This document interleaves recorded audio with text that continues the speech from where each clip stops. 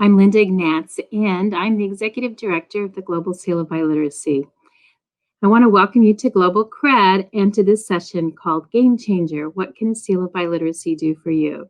And I'm really excited to present this session because I truly believe that if you think about having a language credential, it can really truly do a couple of things. First, it can give you the incentive to continue a lifelong journey of leveling up your language skills and improving them. And secondly, it can help leverage them for the future for opportunities, whether it's a college scholarship or a study abroad opportunity or getting a pay raise and as the dream job that you've always wanted. And so I really believe that language certification and language credentials are an exciting journey and they can change your life. So with that, let's talk about the Global Seal of Biliteracy.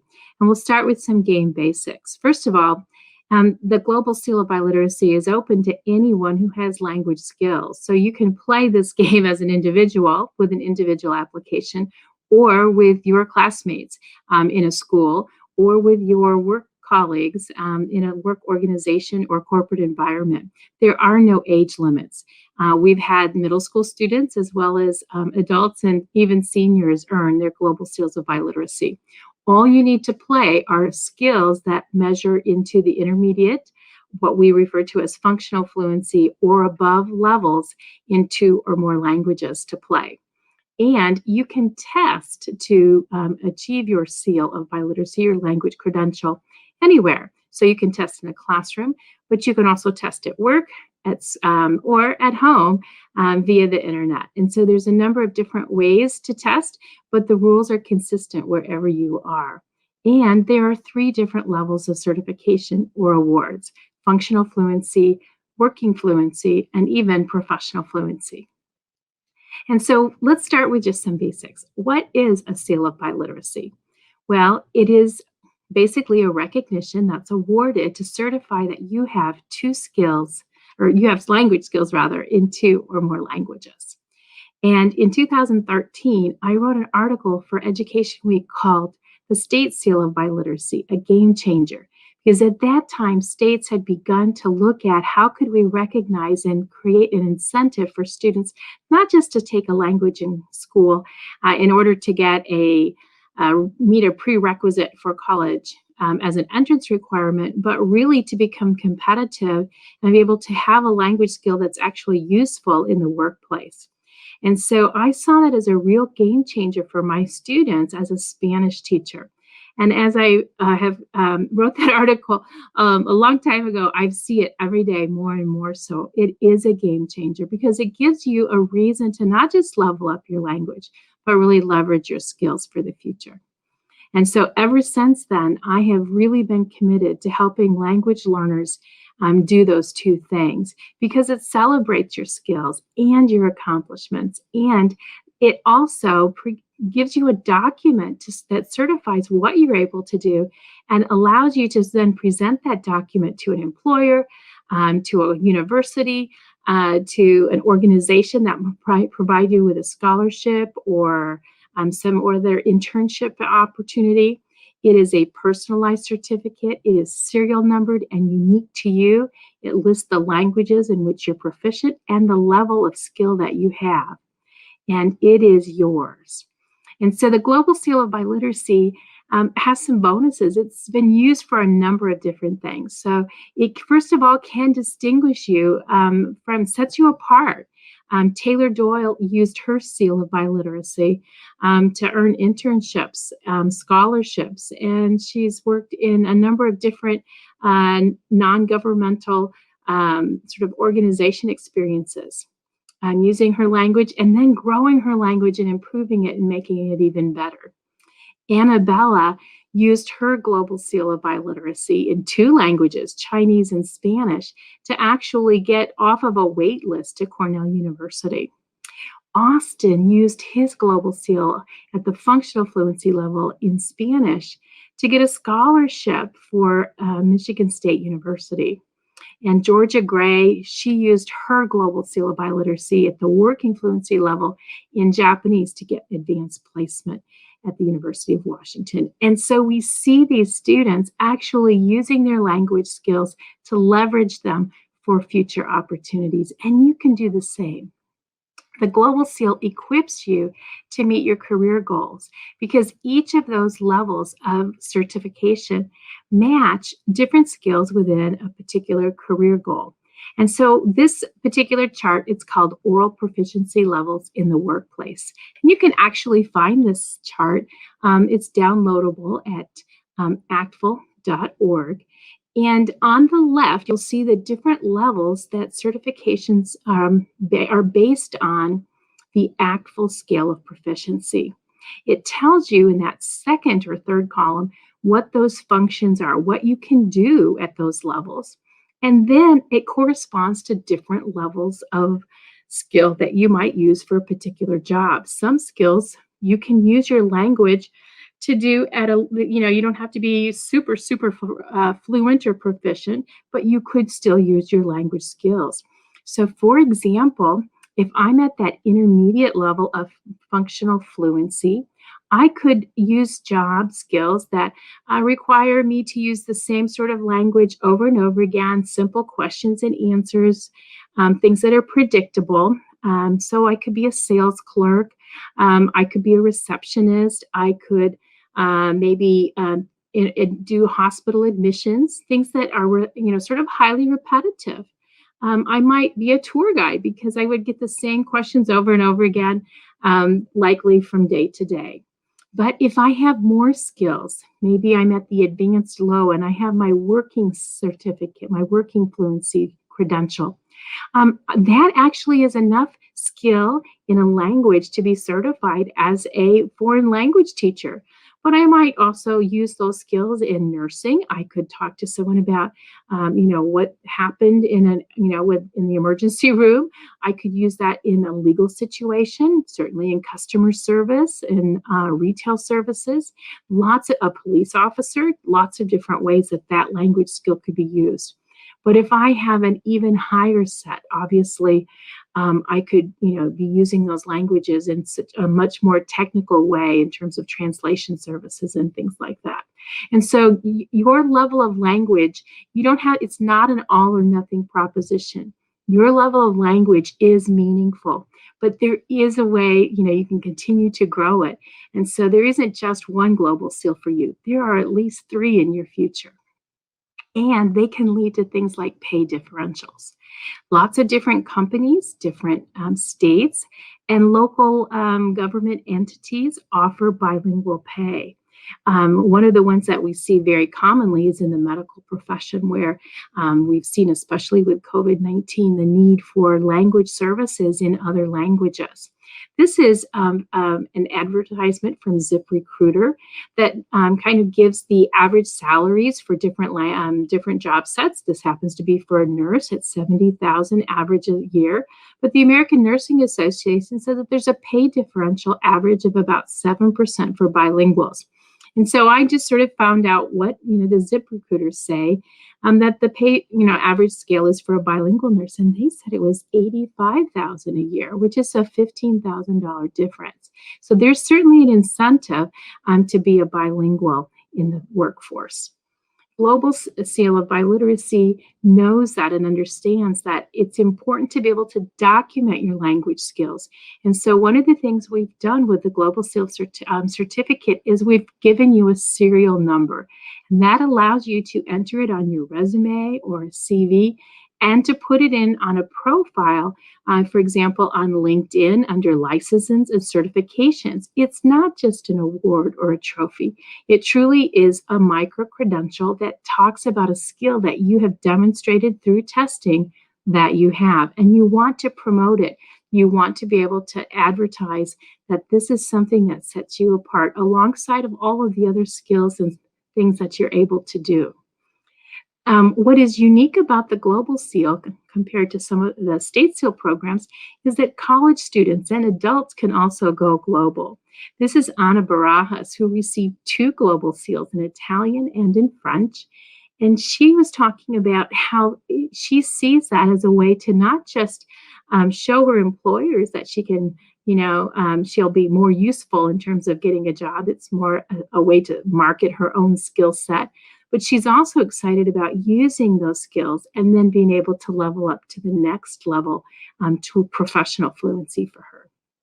And so if you're looking to get a global seal or a state seal of biliteracy, it starts with knowing where you are right now. Know your current level and begin to set some personal goals. And so this chart begins to sort of set them and break them down at the different levels based on that actual proficiency skill that we mentioned earlier. And so there are 3 levels that we look at here at that novice sort of beginning level: novice low, novice mid, and novice high. At that novice level, you're just sort of a beginner, and you have a lot of kind of vocabulary that you're learning, but you're not necessarily really good at creating on your own yet.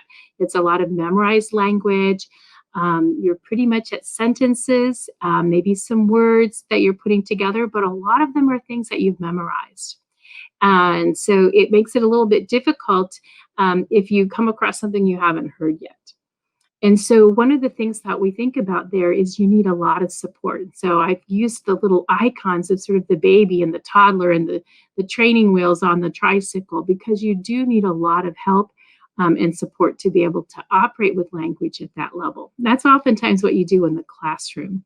As you begin to get out of that level and go into that intermediate level of language, you're beginning to create with language and use what you've learned and to kind of create your own messages.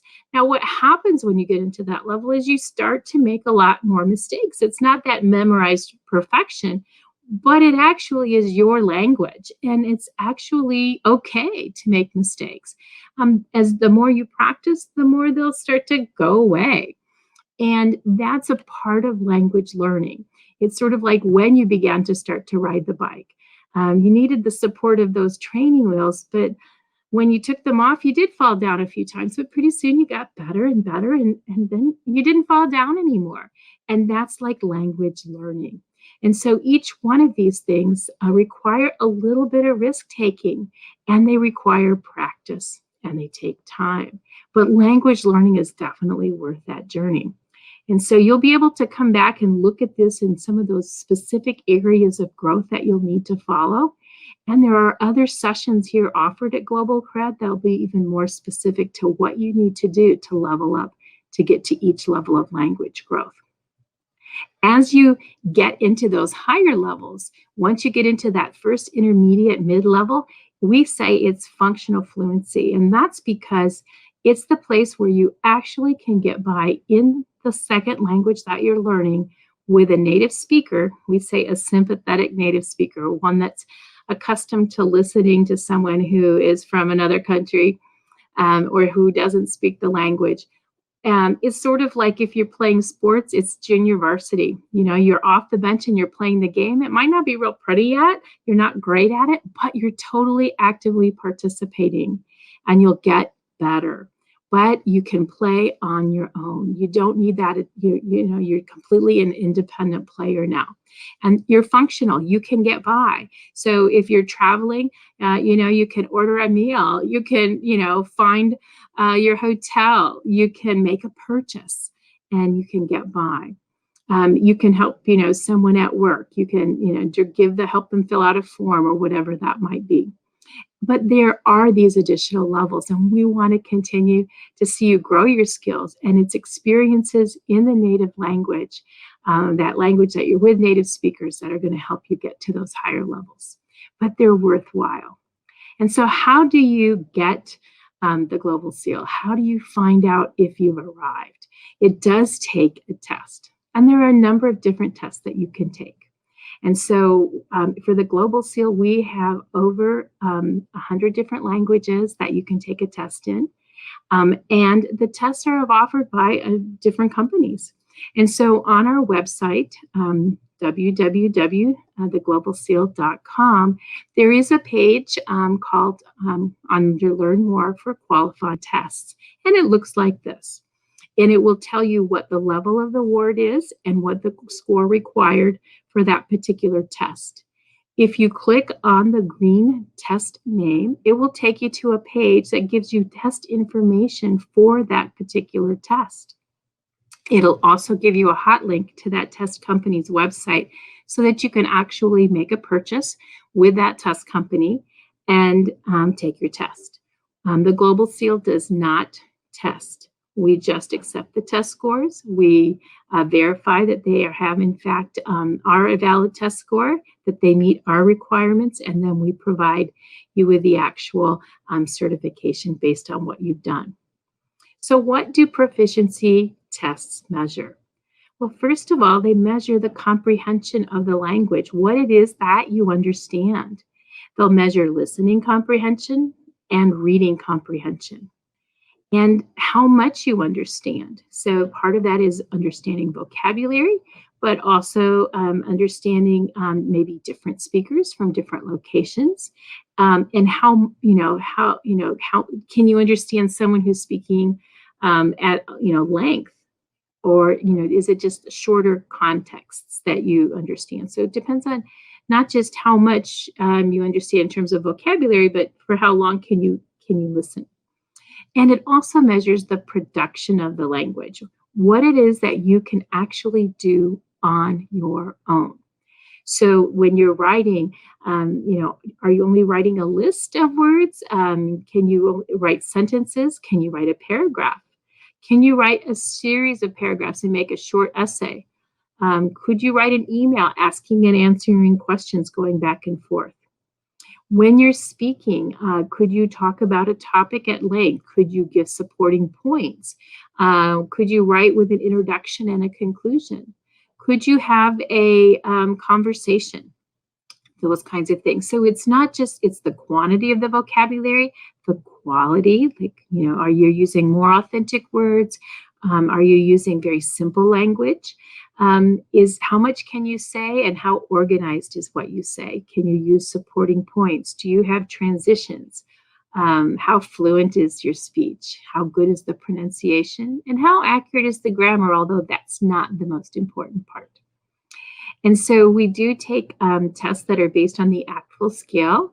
And in 2021, we will begin the Global Seal accepting tests that are also based on the CEFR European scale from the Council of Europe as well. And so it's really another exciting change for us. And so when we look at scores, after you take a test, you'll get a score report. And that score report is, some of them especially, are really useful for you. They give you some feedback as to where you are and what you know. And so in many cases, it's useful to take a score report, take a test every so often, so you can measure your growth and see how well you're doing and how you're improving. And many of these score tests will give you a score in each of the 4 skills.